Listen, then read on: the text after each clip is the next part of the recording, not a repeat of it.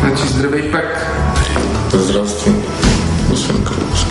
Имаш вече присъда. И то не е в твоя полза. С доживот. Какво ще ни казваш сега? Смятам, че Пазарджишкия окръжен съд допусна грешка и прие това, което беше монтирано от прокуратурата и следствието, го прие просто за верна монета и допусна грешка. Ами, под ногтите, ДНК, вагините. Това е...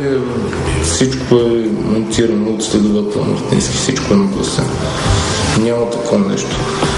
И говореха, че има СРС-та с Ширковеца. СРС аз нямам с Ширковеца. Нека да ги изкарате. Мартински ги има СРС-та с Ширковеца. Защо не ги изкара? Славов, този същия. Защо не ги изкара СРС-та? Защото те ме оправдават. Защото ме обяснявам, че лежа невинен и не знам за какво става въпрос. Обществото си мисли, че аз имам СРС-та. Аз нямам СРС-та с Ширковеца. Обществото си мисли, че един човек, който е набеден в такова ужасно убийство, ще бъде малко по-емоционален. Ти не показа и грам емоция и в съда, и на присъдата, и сега не показваш никаква емоция. Не те ли е, ако един човек е невинен и обвинен това чудовищно нещо, той ще плаче, ще скача, ще крещиш нещо, ще се оплаква, ще каже не е верно. А ти седиш с каменна физиономия. Това, което съм посъветван от адвокатите, да се държа предишно в залата и че всичко се оправи. Те ли се стяга сърцето, че може да прекара живота си зад решетките? Не, аз вярвам, че ще бъда оправдан по това дело. Каква беше първата реакция като чу присъдата? Бях смазан направо. То сте плакали генията? Кабинетката? Не мога да спът, взимам такива успокоителни. Вижте какво, аз много вярвах, много исках Пазарджишкия окръжен съд да ме оправдае.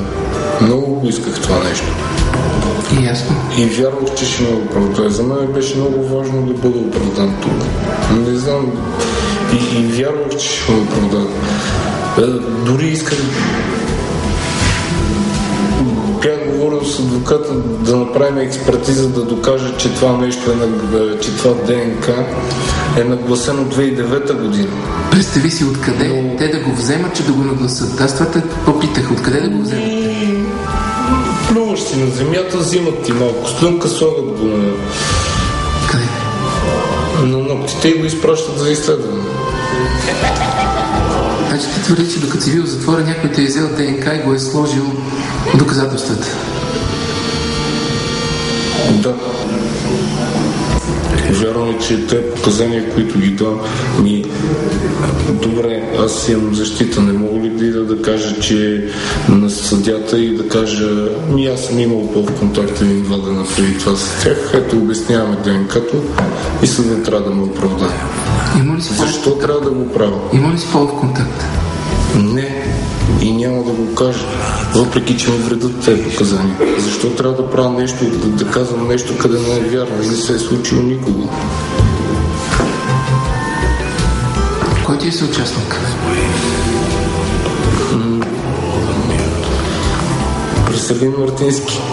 Що се не го споменаваш? Той и прокурорката те най-добре знаят. Как са нагласени доказателствата и защо са нагласени. Как да ти се помогне на теб? Просто да те пуснат. Аз не искам никой да ми помогне, аз не искам милост аз не искам от съдебната система, не искам милост. Аз искам справедливост. Аз лежа на нагласени доказателства. Ще ми фанат някакъв Ширковец, къде е съден 7 пъти. Досието му 3 пъти по-голямо от моето. И ти си съден, и ти имаш досие. И ще му кажат, ще кажеш това, ми изкарайте записите. Защо не изкарат записите? Али съм го включил, той е носил микрофон. Ако това, което говори държавното обвинение е вярно, защо не изкарат записите? Съда, специално Пазарджишки окръжен съд, прекрива самите престъпници. Така ли? Да.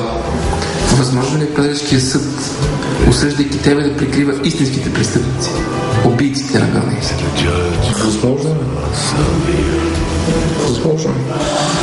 Знаеш ли, аз съм склонен ти повярвам за около 5 минути, че ти си набеден.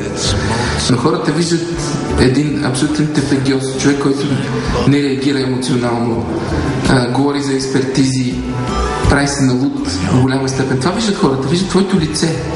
И ако аз дори за малко почвам понеже те познавам, да се сравнявам, хората виждат човек, който би могъл да е убиец. Знаеш защо? Защото твоето лице не помръдва, разбираш.